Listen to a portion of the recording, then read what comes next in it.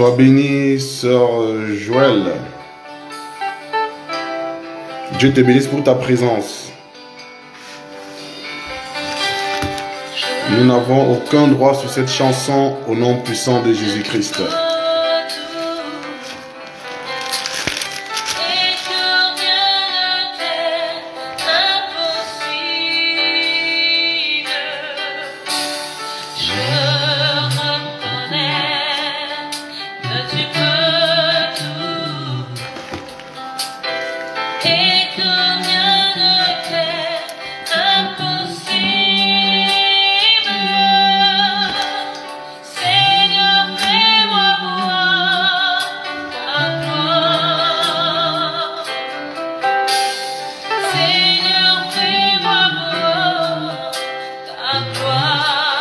Sois béni, bien-aimé Willy.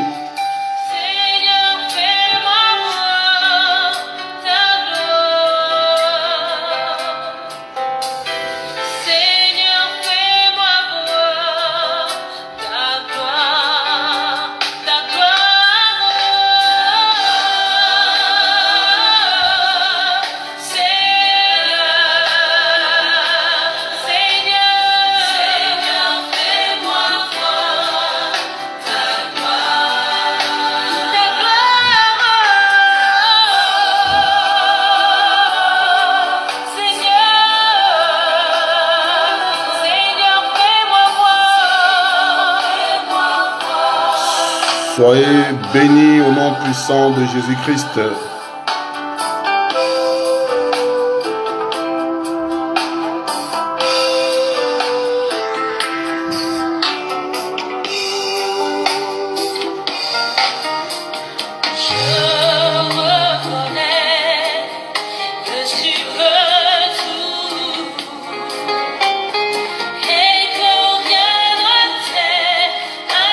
Je précise que nous n'avons aucun droit sur cette chanson et que la gloire de l'Éternel soit élevée au milieu de nous au nom de Jésus. Salutations à toute la famille Henri, la sœur Dorian, la famille, que Dieu vous bénisse pour votre présence.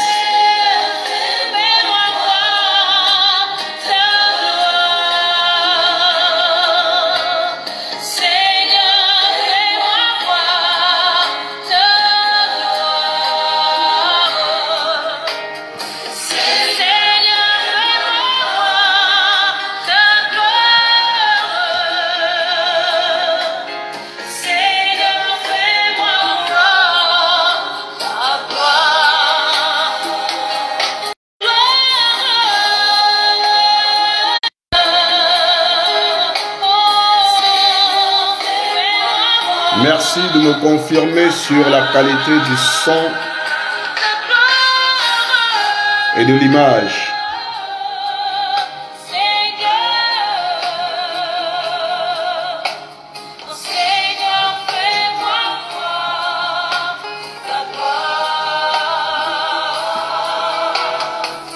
Le Dieu de toutes les impossibilités exauce ta prière.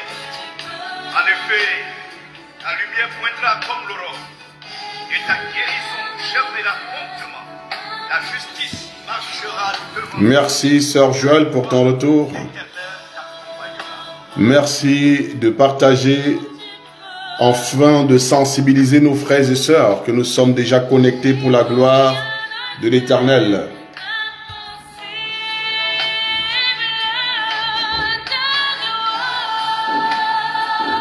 Sois bénie, Maman Suzanne.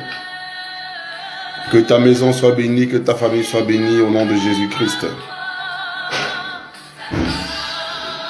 donc, sois éclairé.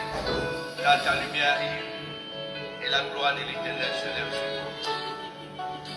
Merci, Éternel, notre Dieu, notre Roi. Merci pour ce moment de grâce. Merci pour ce moment de gloire. Père éternel, nous sommes dans ta gloire.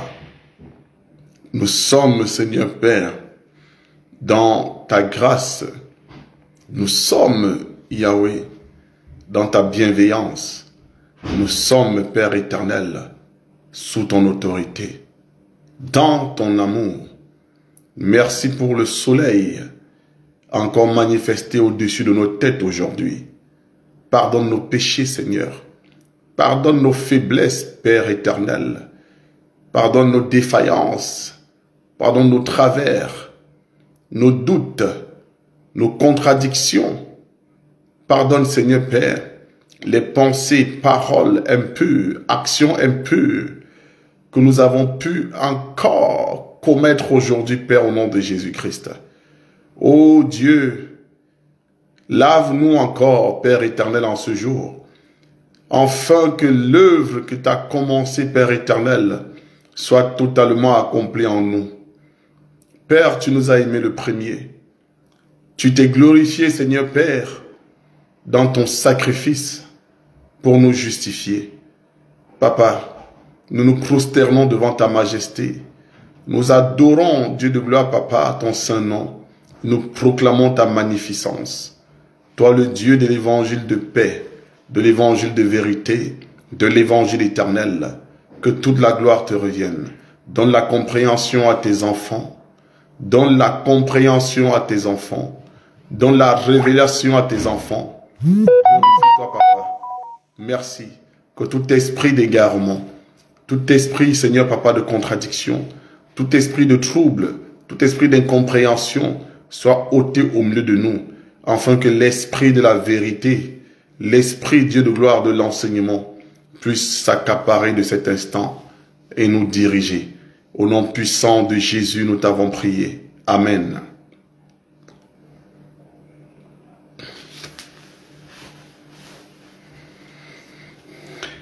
Amen.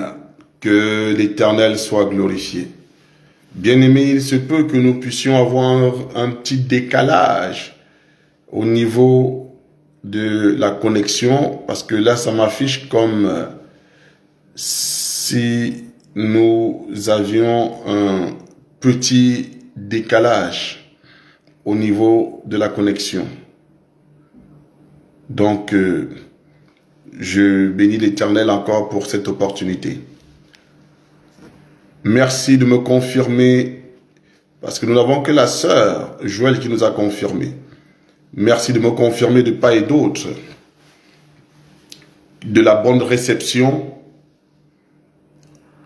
de l'image, du son, et que notre live se déroule dans de bonnes conditions au nom de Jésus-Christ.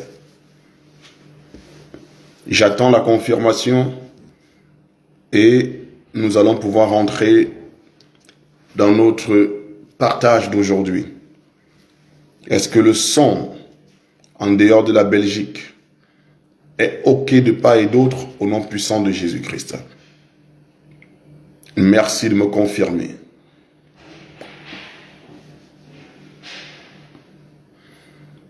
Merci pour Maman Suzanne. Merci pour le bien-aimé Willy.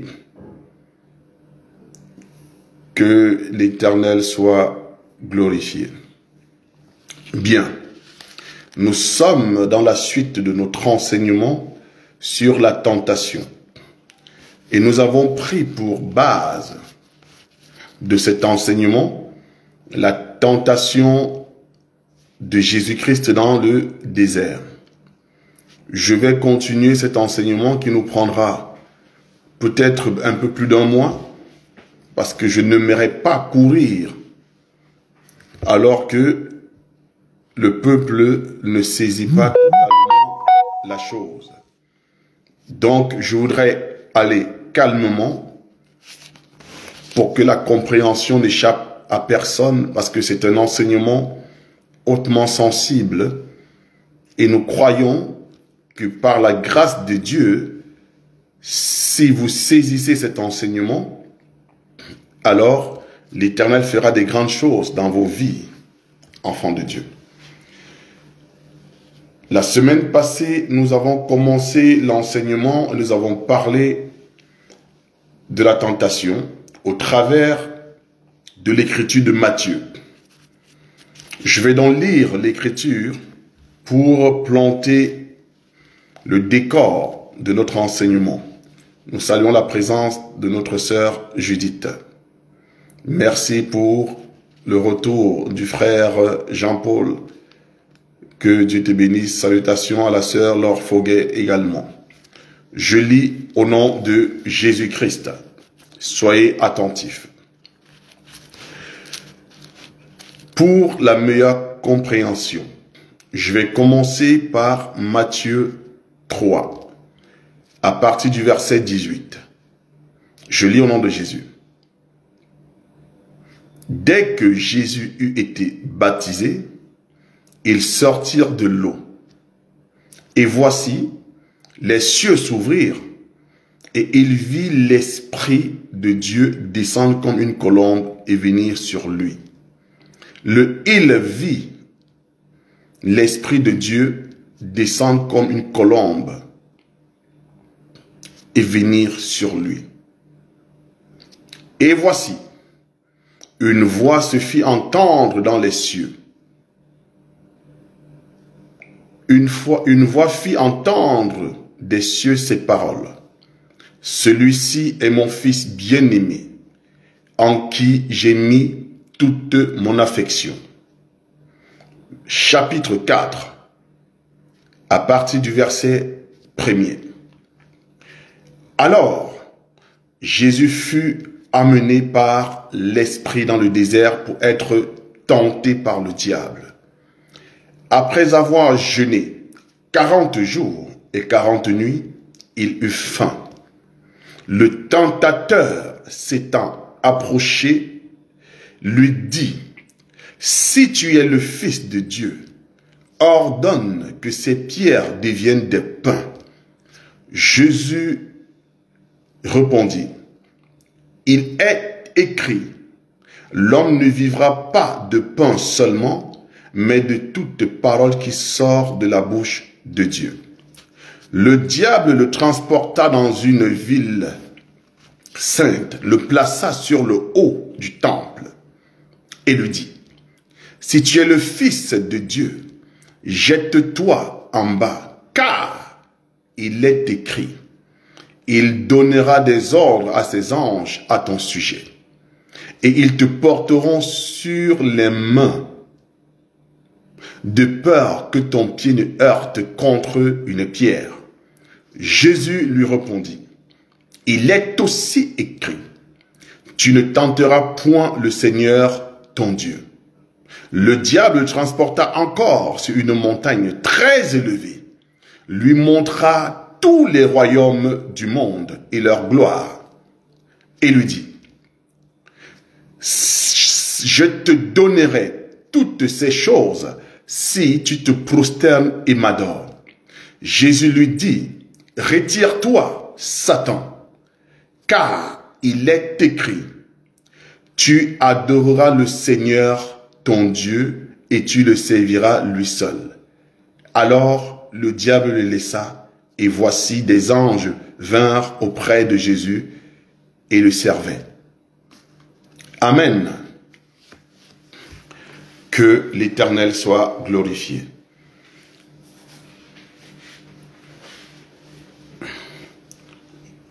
Je salue la présence de Laetitia, que Dieu te bénisse. Pasteur Abdon, Dieu te bénisse.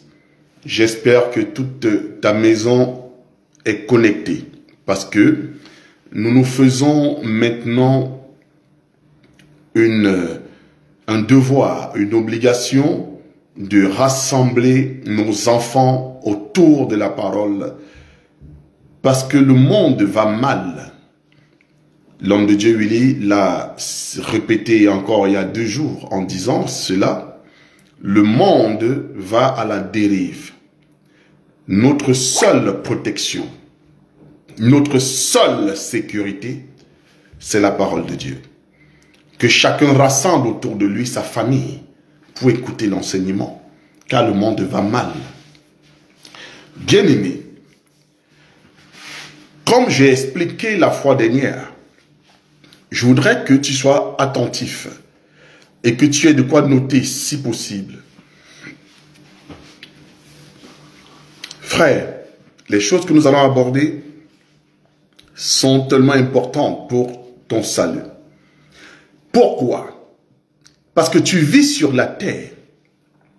Et tu ne vis pas sur la terre comme un esprit. Tu vis sur la terre comme un humain.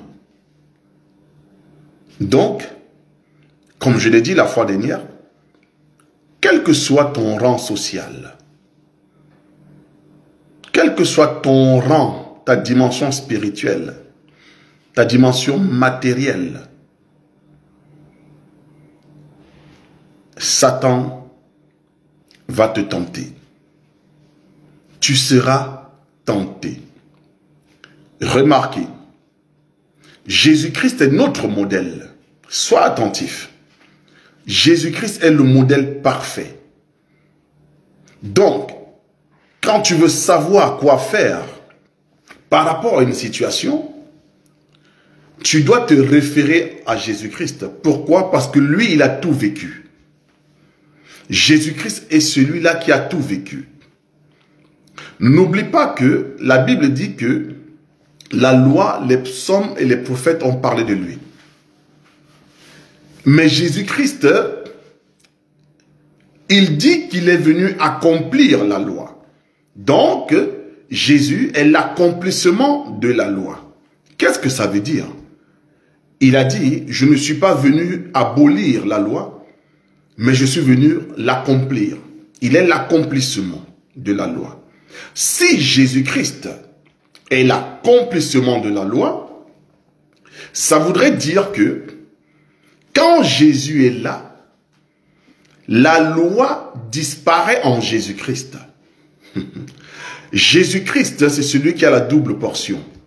Il a en lui la loi, il a en lui la grâce. Donc, quand Jésus vient, il est l'accomplissement de la loi en ce que la loi entre en lui. Donc, Jésus-Christ avale la loi. Alléluia. Il avale la loi. Il avale le rouleau. Et il donne l'explication. C'est merveilleux.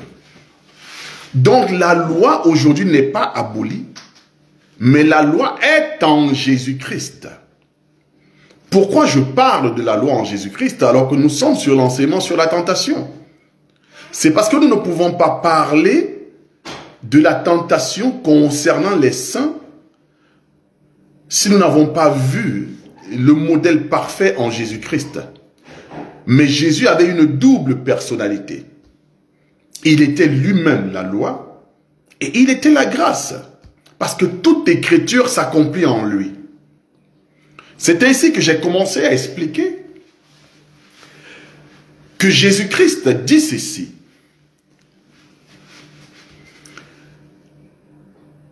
Tu ne peux pas adorer un autre Dieu en dehors de ton Seigneur. C'est Jésus qui le dit. Mais il le dit quand? Il le dit pendant la tentation. La semaine dernière, j'ai été très posé dans ma démarche. En vous enseignant ceci, j'ai dit, la tentation, qu'est-ce que la tentation? Malheureusement, beaucoup d'enfants de Dieu aujourd'hui, quand nous parlons de tentation, ils voient seulement la séduction. Je suis tenté. Il m'a tenté. Elle m'a tenté. Et j'ai corrigé cela en disant, enfant de Dieu, toute tentation ne vient pas par la séduction. Quand je parle de séduction, ça veut dire que ce ne sont pas seulement des choses qui t'amènent à pouvoir t'attacher dans le sens impudique, dans le sens de la souillure. Non. Non, non, non, non, non. Ce n'est pas ça. La tentation est beaucoup plus complexe que ça. Tu peux être dans la tentation sans savoir que tu es dans la tentation. Explorons un petit peu le parcours de Jésus pendant cette séquence de tentation. La Bible déclare que quand Satan vient, il y a d'abord eu une démarche. Il y a eu des faits. Avant que Jésus ne soit tenté, la Bible déclare, nous bénissons la sœur Judith pour la référence biblique, dans le livre de Matthieu 3, verset 18, la Bible déclare que Jésus a d'abord été baptisé. Jésus a d'abord été baptisé. Amen. C'est pour ça que nous devons impérativement tous passer par le baptême. Pourquoi? Parce que Jésus est le modèle. Donc la marche avec Jésus, également, est associée au baptême. Mais quand Jésus-Christ rentre dans les eaux du baptême, il n'a pas encore commencé son ministère. Jésus n'a pas commencé son ministère. Amen. Mais quand il est baptisé, quand le Saint-Esprit descend sur Jésus, alors fais attention. Parce que si tu n'as pas la compréhension des choses, tu vas te dire, mais Jésus n'avait-il pas le Saint-Esprit? Pourquoi est-ce que le Saint-Esprit est descendu sur Jésus-Christ? Amen. Et pourquoi Jésus a été baptisé? Parce que rappelle-toi qu'il est écrit que le baptême de Jean, c'était le baptême de la repentance. Sois attentif. Mais quand Jésus vient se faire baptiser, mais quand on parle de repentance, on parle de regret. On parle du rejet du péché. Mais pourquoi Jésus est venu se faire baptiser alors que la Bible dit qu'il n'a jamais connu le péché, il n'a jamais connu la corruption? C'est merveilleux. Parce que tu dois comprendre, parce que comme je l'ai dit il y a quelques instants, en Jésus-Christ, la loi elle-même disparaît. C'est-à-dire que la loi entre en Jésus-Christ. Donc quand nous voyons Jésus-Christ, nous voyons quelqu'un dans une double portion, une double dimension. Il est la loi et il est la grâce. Amen. Mais alors, tu dois comprendre que Jésus n'a pas reçu le baptême de la repentance. Non. Parce que quand nous rentrons en Jésus-Christ, lui-même qui est la loi nous enseigne ceci. Oh, je bénis la présence de notre bien-aimé Jean-Noël depuis la Côte d'Ivoire. Paix et grâce sur ta vie et sur ta famille au nom de Jésus. L'Écriture nous enseigne quoi? Que le baptême est un engagement d'une bonne conscience. Mais quand on nous enseigne ça, ici, on ne parlait pas du baptême de Jean d'abord, non. Le baptême de Jean était d'abord le baptême de la repentance. Mais le baptême que nous avons vu au temps de Noé, au temps de Moïse, la Bible dit qu'au temps de Noé, c'était un engagement. Cette eau n'était pas pour la purification de la chair, mais était un engagement d'une bonne conscience. Alléluia. Donc le baptême que Jésus reçoit auprès de Jean, c'est l'accomplissement de la loi. C'est le baptême d'une bonne conscience. Alléluia. C'est le baptême d'une bonne conscience. Donc quand Jésus manifeste au travers du baptême de la bonne conscience, il doit être amené dans le désert. Ça veut dire que toi, enfant de Dieu, quand tu reçois Jésus-Christ, Jésus-Christ, c'est d'abord lui-même le véritable baptiseur. Donc quand Jésus rentre dans sa vie, il te baptise d'abord. Alléluia. Jésus-Christ, ça veut dire que l'acceptation, quand Jésus lui-même te prend, la démarcation de Jésus dans ta vie, c'est une forme de baptême. Alléluia. Je vais aller plus loin. Beaucoup se posent la question de savoir, mais pourquoi Jésus a été baptisé par Jean? Saisis-moi très bien, enfant de Dieu, parce que je vais rentrer dans des choses importantes. Pourquoi je parle du baptême d'abord? Parce que nous sommes en train d'avancer dans la tentation. Remarque quelque chose. Je partageais avec un de mes précieux fils il y a quelques mois. Et il me posait la question de savoir.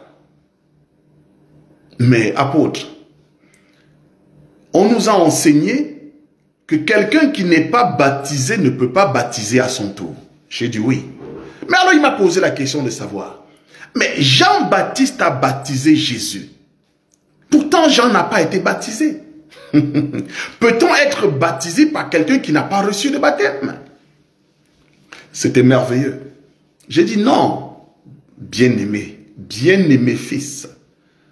Jean a été baptisé. Mais il m'a dit alors, comment? Je n'ai pas vu le baptême de Jean. C'est pour ça que je dis, mon frère, ma sœur, si tu n'as pas vu le baptême de Jean dans la Bible, tu dois encore bien lire et prier que Dieu te donne les yeux.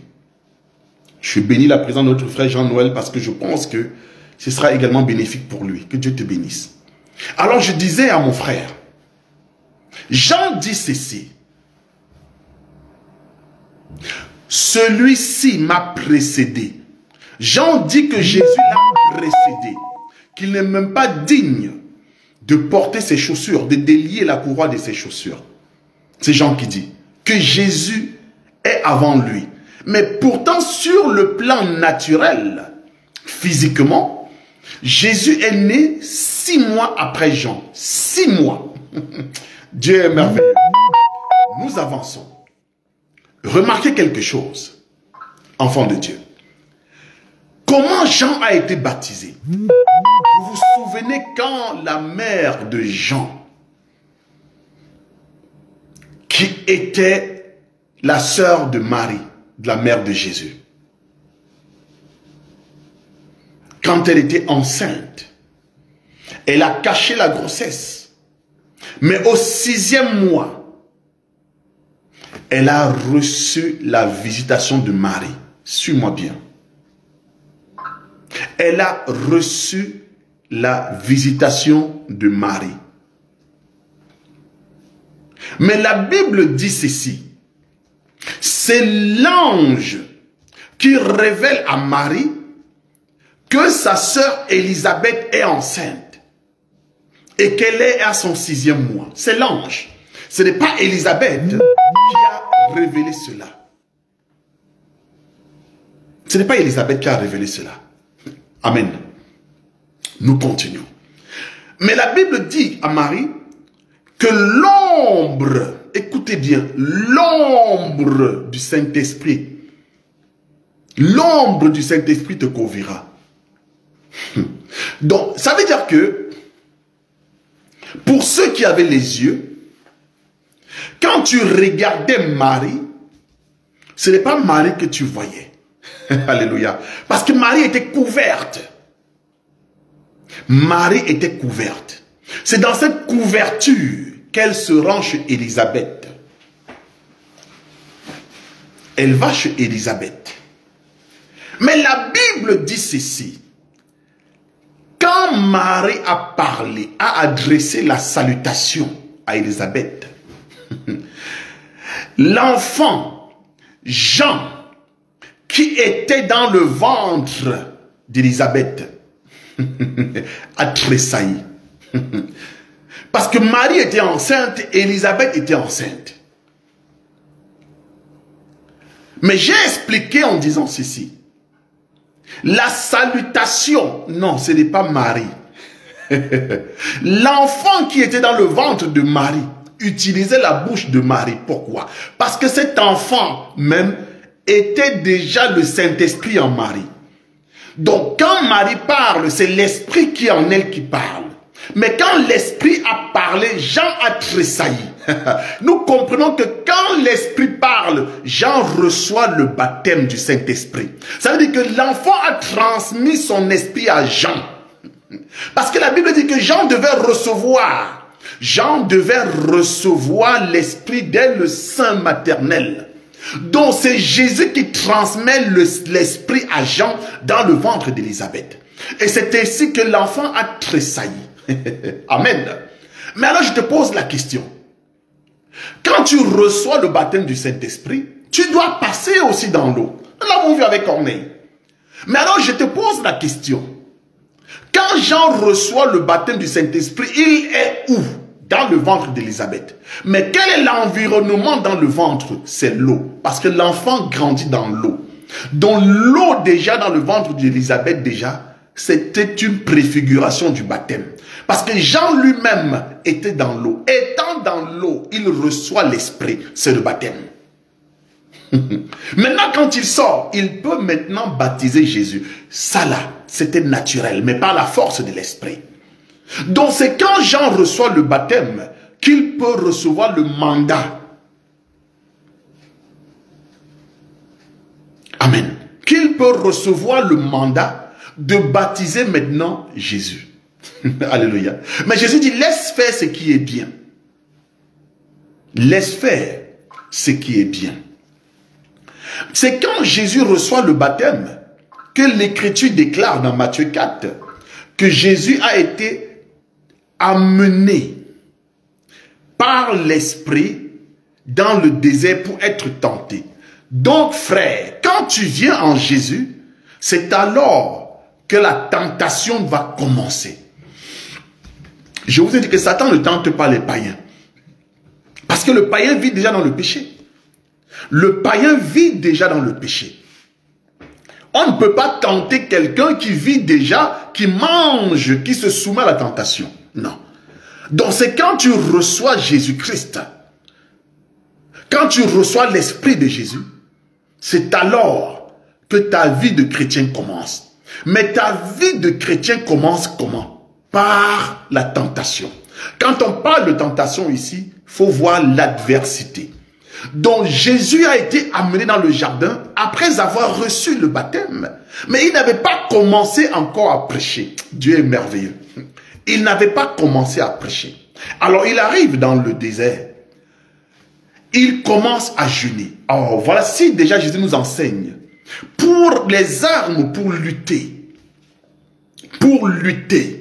contre la tentation, contre des situations difficiles, il y a le jeûne.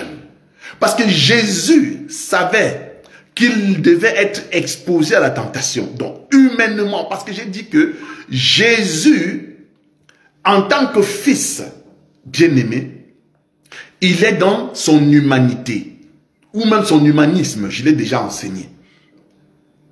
Donc, Satan vient tenter la chair, parce qu'il ne va pas tenter l'esprit.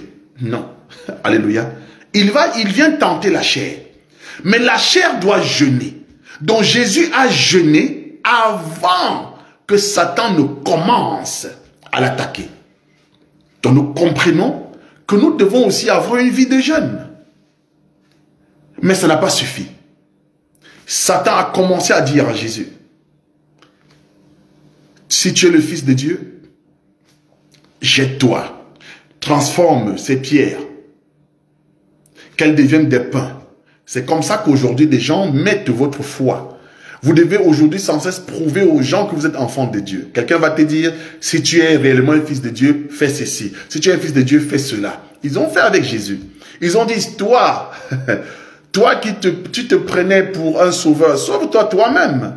Si tu es un fils de Dieu, fais cela, fais ceci. Beaucoup aujourd'hui parlent comme ça. Il est écrit dans votre Bible, si tu bois le poison, ça ne va rien te faire. Alors voici une bouteille de poison, bois. Tu comprends l'esprit qui est derrière. À chaque fois que quelqu'un vient remettre ta nature, ta condition d'enfant de Dieu en jeu, en cause, en te défiant de faire quelque chose pour prouver que tu es un enfant de Dieu, c'est un esprit diabolique qui est derrière. Toi, tu dois éviter de telles personnes. Tu dois t'en éloigner. Alors ça, j'en ai déjà parlé la semaine dernière. Ce qui nous intéresse ici aujourd'hui, c'est de comprendre quelque chose. J'ai dit que quand Jésus est tenté, Jésus ici se présente de manière humaine. Quand on parle d'humanité, nous parlons de la femme. Parce que quand Adam a été créé, quand il fut endormi, quand il ouvrit les yeux, il vit la femme, il dit c'est ma chair. Il dit c'est ma chair. Amen. Il présente la femme comme sa chair et son os. Donc si tu voulais voir Adam physiquement, tu devais voir la femme. Parce que l'homme c'est la tête, l'homme c'est l'esprit. C'est pour ça que nous disons que Christ est la tête de l'église. Dont le corps de l'église c'est l'épouse. Mais la tête c'est l'esprit. Alléluia. La tête c'est l'esprit. Mais le corps c'est la femme. Comme dans le jardin, Satan est venu tenter la chair, dont la femme. Nous l'avons vu aussi avec Job. Satan dit à Dieu, si tu lui reprends tout ce que tu lui as donné, je te promets qu'il va te maudire. Job n'a point maudit Dieu. Mais il est passé par la femme de Job. Elle a tenu les mêmes propos. Elle lui a dit, maudis ton Dieu et meurs. Jusqu'à quand tu vas souffrir? Maudis Dieu et tu meurs. Donc Satan a pris la bouche de la femme de Noé pour l'enseigner. C'est ainsi que aussi Ève avait enseigné Adam. Mange ce fruit, rejette ton Dieu, rejette sa parole, parce que rejeter Dieu, c'est rejeter la parole. Donc ici, dans la femme de Job, nous voyons la femme. Nous voyons la femme. Et Dieu dit, parce que tu as écouté la voix de ta femme. Parce que quand il y a la tentation, Satan passe toujours par la femme. C'est quoi la femme? C'est la chair et le sang. Satan passe toujours par la chair et le sang. Parce que l'esprit est disposé et la chair est faible. Mais la femme, c'est la faiblesse de l'homme. C'est le sexe faible. C'est l'Écriture qui déclare. Mais de manière naturelle, doctrinale, même dans nos maisons aussi, Satan passe beaucoup par les femmes, par nos femmes. Nous devons prêcher les choses clairement. C'est pour ça qu'un homme, un enfant de Dieu, doit être très prudent. Beaucoup prier pour sa femme. Et il doit être prudent. Tu dois savoir comment vit ta femme. Tu dois savoir qui elle fréquente. C'est important. Pas pour la surveiller, mais dans le but de protéger. Parce que c'est à l'homme de protéger. Alléluia. Oui. C'est à l'homme de protéger sa femme. Mais Satan passe beaucoup par la femme. Quand la femme est dans une situation de faiblesse, c'est la chair. Elle peut maudire ton Dieu. Elle peut rejeter ton Dieu. Parce que la femme de Job, elle était dans l'opulence. Mais dès que l'ennemi l'a éprouvé, et je vais te dire que ce que Job a vécu, c'est une tentation. Mais tu vas te dire que, mais, alors apôtre, mais comment une tentation? Pourtant, Job n'a connu que des malheurs. Oui, c'est une tentation. Parce que la tentation aussi s'exprime aussi par des malheurs, par des tragédies. Pourquoi? Parce que le but de Satan, le but de la tentation, c'est pour que toi, enfant de Dieu, tu rejettes la parole de Dieu. Donc, il fallait que Job rejette Dieu pour trouver une autre solution. Parce que toi, quand tu es dans la tentation, quand tu es dans une situation difficile, Satan commence à t'enseigner. Il te montre des moyens alternatifs. Il te montre des voies potentielles. Il te montre des ouvertures potentielles. Mais toi, tu te dis, si j'abandonne Dieu, je peux faire ça. Dieu lui-même comprend. Parce que tu penses que ta situation est plus importante que la parole de Dieu. Tu penses que ce que tu vis, personne n'a vécu ça. Tu penses que ce que tu subis, personne n'a subi. Non. Celui-là même qui te dit de ne pas le faire, de ne pas pécher, de rester ferme, Jésus-Christ, il a vécu toutes ces choses-là. Alors, qui a raison? C'est toi ou c'est Jésus? C'est toi ou c'est Jésus? C'est Jésus qui a raison. Jésus dit, celui qui m'aime garde ma parole. Mes brebis gardent ma parole. Mais toi, tu gardes la parole de Jésus quand tout va bien. Parce que la tentation ne s'est pas faite n'importe où. Parce qu'il y a des environnements qui sont plus appropriés pour résister à la tentation. Amen. Je prends un exemple. Tu ne peux pas tenter un homme qui a déjà une dizaine de femmes et il va succomber facilement parce que tu lui en proposes une. Ça peut arriver, mais ce n'est pas évident. Il n'est pas dans le manque. Il n'est pas dans le manque. Tu ne peux pas tenter une femme, de la séduire, de la manipuler avec 100 000 francs alors qu'elle touche 1 million. Il y a toujours des femmes diaboliques qui vont y aller, mais ce n'est pas, ce n'est pas évident. Tu ne peux pas détourner un homme parce que tu prépares bien alors que sa femme prépare, lui fait des bons mets. Ce n'est pas évident. Il va te dire, j'ai résisté. Mais c'est l'environnement dans lequel qui lui a permis de résister. Ce n'est pas parce qu'il aime la parole. Non. C'est parce qu'il n'a pas besoin. Alléluia, alléluia. C'est pour ça. Mais nous devons alors comprendre le pourquoi l'Esprit amène Jésus dans le désert. Ça veut dire que l'Esprit va t'amener dans le désert. Tu auras faim, tu vas manquer le loyer, tu vas manquer le salaire, tu vas manquer la nourriture, tu seras malade. Prends le cas de Job, prends le cas d'Adam, prends le cas de Jésus, prends le cas de Moïse, prends le cas des prophètes. Tu vas voir que à chaque fois, Dieu les a menés dans le désert. Pourquoi le désert?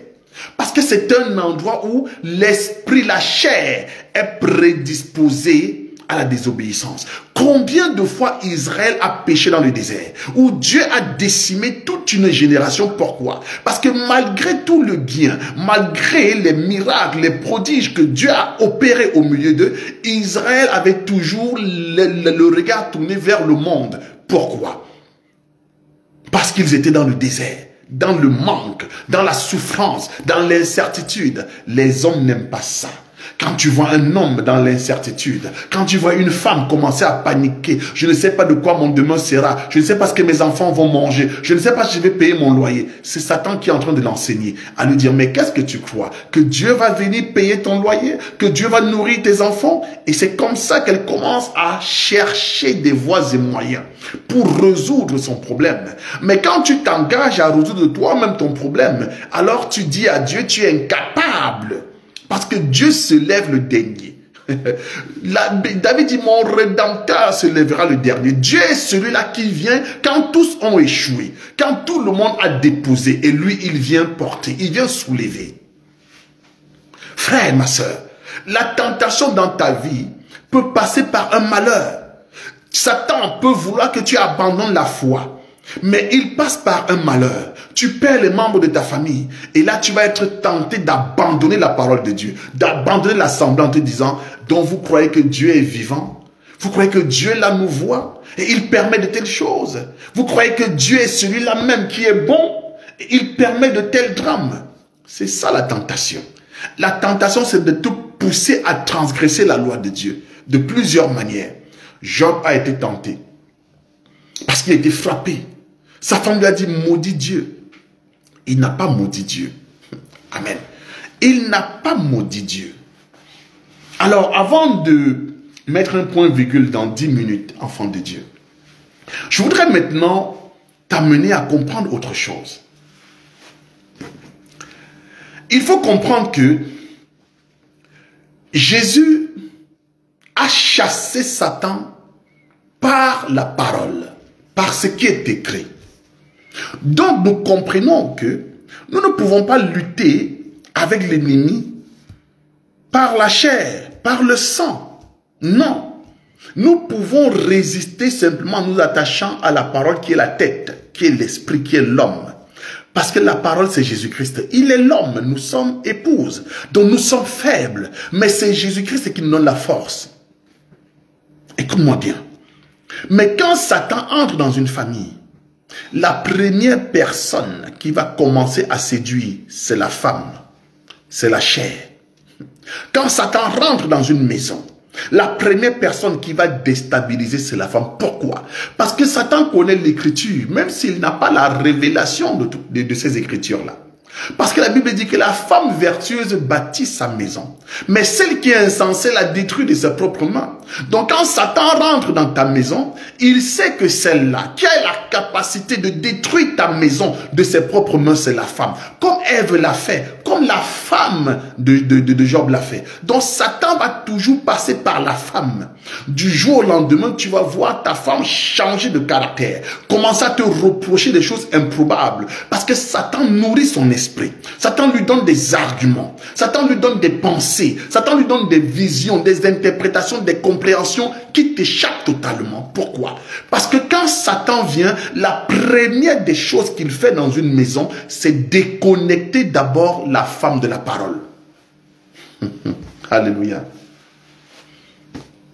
C'est déconnecter d'abord la femme de la parole. Vous voyez que je parle de la femme et non de la sœur d'abord. La femme de la parole. Parce que quand ta femme est déconnectée de la parole de Dieu, elle est connectée à la parole de Satan. Quand la femme est déconnectée de la parole de Dieu, elle est connectée à la parole de Satan. Et quand elle est connectée à la parole de Satan, Satan va lui trouver un nouvel environnement. Quand tu marches avec Dieu, tu marches dans un environnement. Parce que remarque une chose, quand Adam a péché, il a changé de lieu. Dieu est venu, il a dit, où es-tu? Donc le lieu où Adam se trouvait, Adam a changé d'environnement. Il a dit, j'ai écouté ta voix, je me suis enfui. Donc, je me suis caché. Caché veut dire, je ne veux plus que la parole ait accès à moi. Je ne veux plus subir l'influence de la parole. Je ne veux plus subir l'impact de la parole. Nous devons prêcher la vérité. Si ça te fait mal, amen. Si ça te bénit, amen. Mais nous savons que une femme qui devient une véritable sœur, c'est une... En fait, elle est terrible pour le monde de Satan. Elle est terrible pour le monde de Satan. Donc, l'homme doit changer d'environnement. Parce que Dieu, c'est un cadre. Dieu, c'est un environnement. Satan, c'est un cadre. Satan, c'est un environnement. L'enseignement doit t'amener quelque part. Comme l'enseignement de Jésus-Christ te ramène au milieu des frères. Parce que la Bible dit, il est doux et agréable pour des frères de demeurer ensemble. Mais Satan dit, il est doux pour mes enfants aussi de demeurer ensemble, parce qu'il est imitateur. Donc quand tu vois déjà une personne, un frère, une sœur, commencer à aimer la compagnie des païens, à aimer le conseil des païens, à aimer la considération des païens, à aimer la louange des païens, à aimer la validation des païens, c'est une personne qui a déjà rejeté l'attachement à Dieu, mais qui s'est attachée à Satan. Ne cherche pas d'abord à voir les mauvaises choses qu'elle fait. Non, que cette personne fait. Non. Que ce soit un homme ou une femme, c'est ça. Quand Satan vient, il te déconnecte. Alléluia. Et il va te connecter à lui. Mais tu dois résister à ça par l'écriture, par la parole. Nous avançons. Pourquoi aujourd'hui Dieu nous a donné la capacité de chasser les esprits? Parce que quand les esprits viennent, au travers des pensées que les esprits nous soufflent, frère, nous pouvons transgresser. Pourquoi Jésus dit? La Bible dit que Satan entra en Judas, mais la Bible n'a jamais dit que Satan est entré en Pierre. Pourtant, quand Jésus a parlé avec Pierre, il a dit, arrête de moi, Satan. Quand Satan entre dans un homme, dans une femme, on ne peut plus prier pour cette personne. Ça, je mets d'abord à côté. Quand Satan entre dans un homme, Satan lui-même, on ne peut plus délivrer la personne. Pourquoi? Parce que la personne devient une seule chair avec Satan. Tu ne peux pas délivrer un homme de sa femme. Tu ne peux pas délivrer un chrétien de Jésus-Christ. Ce n'est pas possible. Donc quand Satan entre en quelqu'un, c'est comme Jésus entre en toi. Amen. Tu n'en peux plus rien. Mais on peut chasser les démons. On peut chasser les esprits. Mais on ne peut pas chasser Satan dans quelqu'un. Donc quand l'esprit vient te pousser par des pensées à la tentation, Dieu nous a donné la capacité de chasser les esprits. Nous pouvons voir un homme, une femme manifester des faiblesses, tomber toujours dans la tentation. Nous pouvons donc prier, chasser les esprits, chasser les démons. Note ça, parce que je sais que c'est des choses qui vont demander une explication ou un partage, ou même un débat. Mais remarque quelque chose. Au temps de la loi, Dieu n'a pas donné la capacité aux gens de chasser les démons. Oh, Dieu est merveilleux. Dans la loi, les hommes n'ont pas reçu la capacité de chasser les démons. Pourquoi? Parce qu'il n'y avait pas le nom. Il n'y avait pas le nom. Amen. Il n'y avait pas le nom. Le nom devant lequel tout esprit fléchit. Tu vas me parler de David, mais apôtre, David a joué de la harpe. Oui. Ça, c'était l'ombre. Mais quand David jouait de la harpe, l'esprit partait et revenait, n'est-ce pas? C'était l'ombre. Mais la harpe avec combien de cordes? Ça, nous mettons de côté. C'était l'ombre, mais il n'y avait pas le nom. Il n'y avait pas un nom au travers duquel on chassait les démons. Donc la tentation aujourd'hui passe aussi par la possession. Satan peut posséder ton esprit sans habiter en toi. Satan peut posséder ton esprit, influencer ta pensée sans habiter en toi. Donc quand on dit qu'un frère est possédé, ça peut être la possession de l'esprit, ça peut être qu'un esprit est en lui, mais ceux-là dont Satan lui-même entre en eux, on ne peut pas délivrer. Que l'Éternel soit glorifié. Nous avançons. C'est pour ça que Jésus chasse Satan au travers de la parole. Mais la parole, c'est l'esprit. Car ta parole, c'est la vérité. Ta parole est esprit. Ta parole est vie. Ta parole, c'est la vérité. Mais alors, j'ai expliqué la foi dernière en disant ceci. Vous allez voir qu'au temps de la loi, pour que Satan aille tenter, Satan demandait la permission à Dieu. Donc, Satan avait la possibilité, Dieu avait donné à Satan la possibilité de se présenter devant lui. C'est là où nous allons descendre dans 6 minutes. Dans la loi, dans l'ancienne alliance, Dieu n'avait pas donné la force aux hommes de chasser Satan, de chasser les démons, de chasser les mauvais esprits. Non. Mais bien au contraire, Dieu avait donné à Satan la possibilité de se présenter devant lui. Donc Dieu avait laissé une brèche à Satan. Satan parlait avec Dieu. Dans la loi, dans l'ancienne alliance, Satan parlait avec Dieu. Satan pouvait se présenter devant Dieu. Pourquoi? Parce que le nom n'avait pas été donné. Mais le nom, c'est quoi? Le nom, c'est le sang. Dont le sang n'avait pas encore coulé. Pourquoi? Parce que la Bible dit que le péché a dominé depuis Adam jusqu'à Moïse. Mais Moïse, c'est la loi. Mais quand le péché domine, ça veut dire que Satan a accès. C'est pour ça que Moïse a gardé le silence pendant que Balaam était en train d'enseigner Balak. Oh Dieu, tu es merveilleux. Pourquoi Moïse a gardé le silence? Parce que Dieu avait donné une brèche à Satan. Comme Satan se présentait devant lui. Alors, pendant que Dieu parlait avec Satan, ses enfants se taisaient. Oh Seigneur, tu es magnifique. Je dis ceci. Pendant que Dieu parlait avec Satan, aucun prophète ne parlait. Pendant que Dieu parlait avec Satan, aucun prophète ne parlait. Oh Dieu, tu es merveilleux. Mais quand il donne les recommandations, personne n'a intercédé pour Job. Personne n'a dit où était Gabriel, où était Michaël, où étaient les prophètes. Pourquoi les serviteurs qui sont des anges n'ont pas parlé? Pourquoi les enfants qui sont des prophètes n'ont pas parlé? Non, Dieu parlait avec Satan. Mais quand Dieu parlait avec Satan, les autres se taisaient. Nous allons expliquer le silence de Moïse. Pendant que Balaam enseignait, Balak a séduit les enfants d'Israël. Et comme je l'ai dit, il n'y a pas une écriture dans la loi qui nous montre comment Balaam était en train d'enseigner. Non. C'est quand Moïse tue Balaam. Oui, parce que Moïse a tué Balaam. Oh Dieu, là nous sommes dans Nombre 31, mais nous mettons de côté. Donc Dieu avait laissé une brèche à Satan. Pourquoi? Parce que le sang n'avait pas encore coulé. Quand Jésus vient, mais Jésus parle avec les démons. Jésus parle avec les démons. Oh, fils du Dieu très haut, envoie-nous dans des porceaux. Jésus exauce les démons.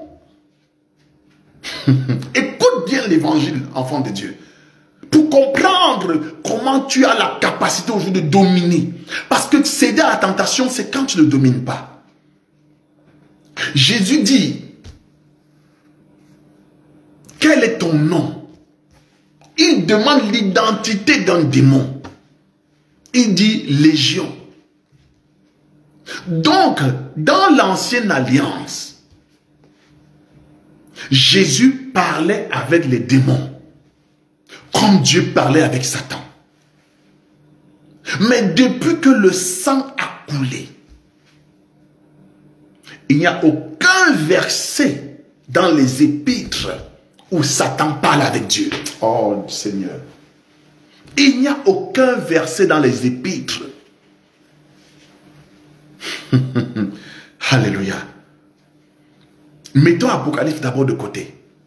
Il n'y a aucun verset dans les épîtres où Satan vient encore se présenter devant Dieu. Ça, tu n'as pas vu ça, n'est-ce pas? Il n'y a pas.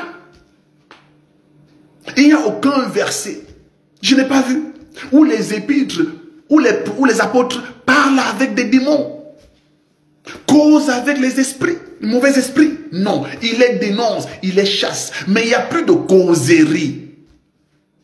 Pourquoi? Parce que le péché ne domine plus. Le péché a dominé. Pourquoi? Satan avait encore la force. Dieu avait laissé la force à Satan. Mais quand le sang a coulé, l'accès lui a été fermé.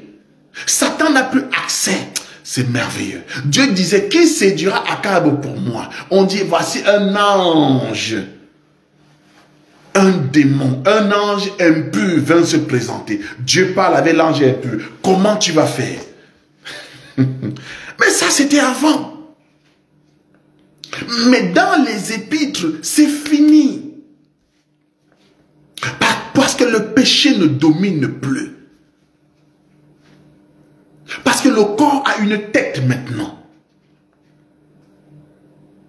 La femme a un époux.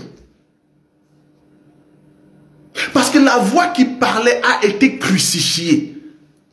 Je vais te choquer. Pour te dire que sur la croix là-bas, il y a la mort de Satan. Sur la croix, il y a la mort de Satan. Mais ça, je ferme ça d'abord. Ça peut te troubler. Quand tu vois la croix,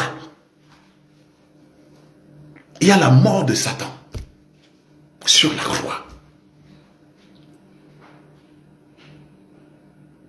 Tu vois Satan avec Jésus dans le désert. Jésus parle avec Satan. Il est écrit, il est aussi écrit, il est écrit. Oui, Jésus parle avec lui. Mais tu ne verras pas dans les épîtres Satan venir encore se présenter devant Dieu. Tu ne verras plus. Pourquoi cette brèche a été fermée? Pourquoi? C'est des choses que nous devons expliquer. L'évangile, ce n'est plus l'agitation. Ce n'est pas crier. C'est d'expliquer les choses pour que les enfants de Dieu aient la force. C'est pour ça que tu pries encore mal. Quand tu ne comprends pas que Satan n'a plus accès à Dieu comme il le faisait. Il venait se présenter devant Dieu. Il n'a plus accès. Pourquoi? Dieu lui a retiré cette force-là. Dieu lui a retiré l'autorité. Et toi, tu as l'autorité. Tu as le pouvoir. Il nous a donné le pouvoir. Il nous a donné le pouvoir.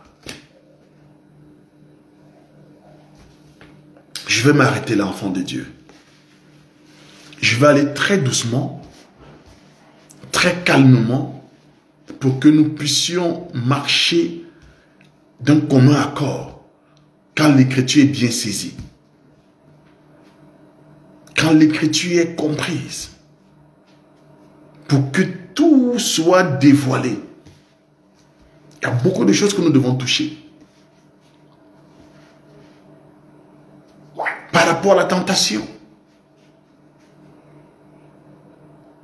Mais si tu ne t'attaches pas à Dieu, parce que la semaine prochaine, je vais expliquer. J'ai expliqué que dans le jardin, Adam et Ève étaient nus. Ce n'était pas une nudité spirituelle. Adam était nu avec sa femme. Jésus sur la croix était nu avec sa femme. Parce que Jésus c'est la tête, la femme c'est le corps.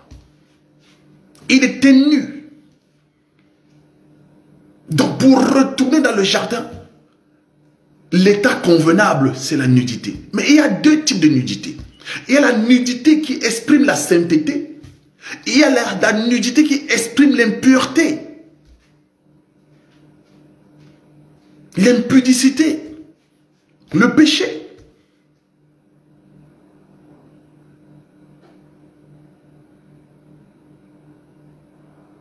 Dans le jardin, nous avons vu, l'homme était nu.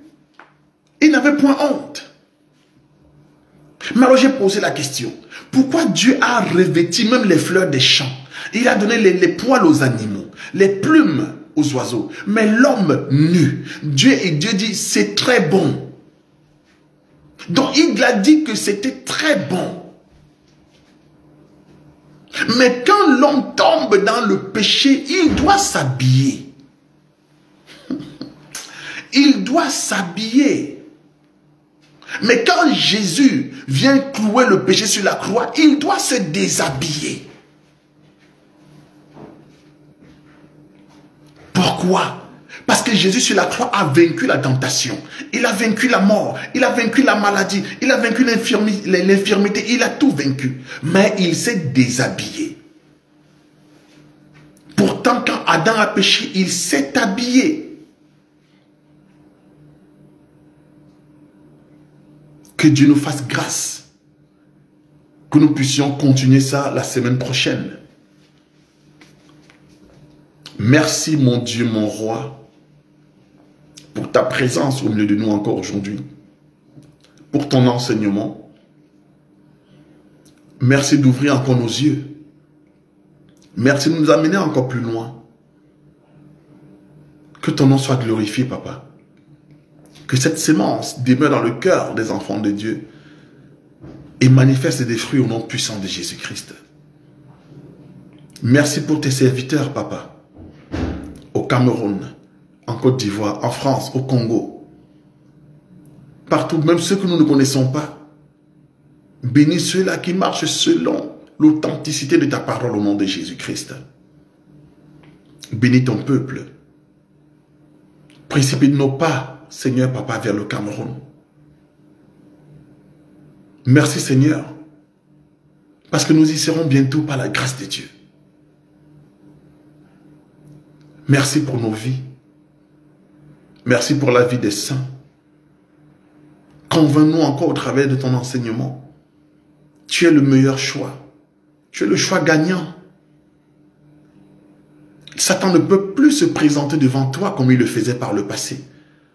Mais nous sommes avec toi maintenant. Et tu nous as donné le pouvoir de dominer. Révèle-nous encore qui nous sommes réellement, Papa. Donne-nous nous attacher à ta parole, Papa, puissamment. Je dénonce encore l'esprit du retard dans la vie des enfants de Dieu lors des programmes. Parce que le retard explique le mépris de Dieu dans ta vie. La chose la plus élémentaire pour un enfant de Dieu, Papa, que tu dois nous amener encore à comprendre, c'est d'être à l'heure. Parce qu'un enfant, un serviteur, une servante qui n'arrive pas à l'heure lors de la rencontre avec l'époux, c'est celle-là qui ratera l'enlèvement. C'est une question d'heure. Seigneur, quand tu passes, tu es passé. Mais quand nous nous permettons, nous prenons la liberté, nous nous donnons le luxe, la liberté de venir comme nous voulons, à la rencontre de ce que tu es. Nous n'avons pas compris ta grandeur. Corrige-nous encore, Père. Que l'esprit du retard quitte de nos vies au nom puissant de Jésus-Christ. Mais parce que tu nous enseignes que seulement au travers du retard, nous pouvons détruire le mariage. Nous pouvons détruire les promesses. Nous pouvons détruire les opportunités. Seulement par le retard. Nous pouvons demeurer stériles dans toutes nos activités, dans nos propres vies. Seulement à cause du retard. Parce que celui qui ne respecte pas Dieu ne recevra rien de Dieu. Et le respect de Dieu commence par la ponctualité.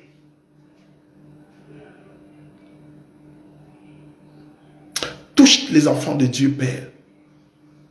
Dieu n'attend personne, nous devons t'attendre. Que ton nom soit glorifié, par le nom de Jésus, nous t'avons prié. Amen.